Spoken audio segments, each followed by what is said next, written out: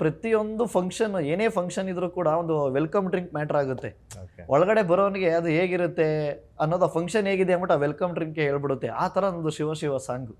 ಯಾಕಂದ್ರೆ ಪ್ರತಿಯೊಂದು ಹಳ್ಳಿ ಮೂಲೆಯಲ್ಲೂ ಕೂಡ ಪ್ರತಿಯೊಂದು ಕಡೆನೂ ಕೂಡ ಎಲ್ಲಿ ಹೋದ್ರು ಶಿವ ಶಿವ ಸಾಂಗು ಆ ಅಬ್ರನೇ ಬೇರೆ.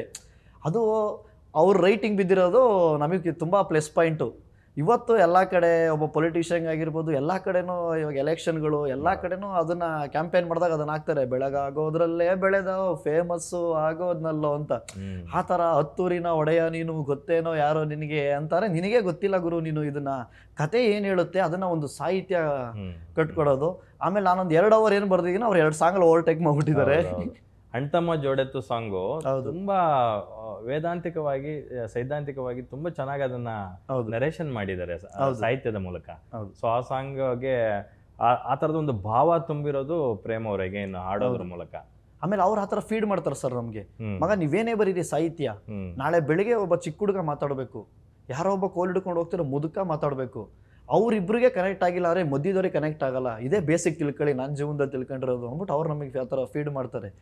ಆಮೇಲೆ ಅವರು ಸಾಂಗ್ಗಳು ಏನು ಅಂತಂದ್ರೆ ಸರ್ ಬಾಂಧವ್ಯನೇ ಹೇಳಬೇಕು. ಅಲ್ಲೂ ಅಷ್ಟೇ ಏನೋ ಒಂದೇ ತಾಯಿಗೆ ಹುಡ್ತಾರೋ ಆದರೆ ತಾಯಿನ ಭಾಗ ಮಾಡ್ತಾರೋ ಅನ್ನೋದು ಅವ್ರು ಕೊಟ್ಟಿದ್ದ ಇನ್ಪುಟ್ಸ್ಗಳು ನಮ್ಮ ಮಂಜು ಸರ್ಗೆ. ಅವರು ಅದನ್ನ ಪಿಕ್ ಮಾಡಿದ ರೀತಿ, ಅದು ಡಿಸೈನ್ ಆಗಿದ್ದು ಫೈನಲಿ ಅದು ಬೇರೆ ಥರನೇ ಸೌಂಡಿಂಗು ಸರ್.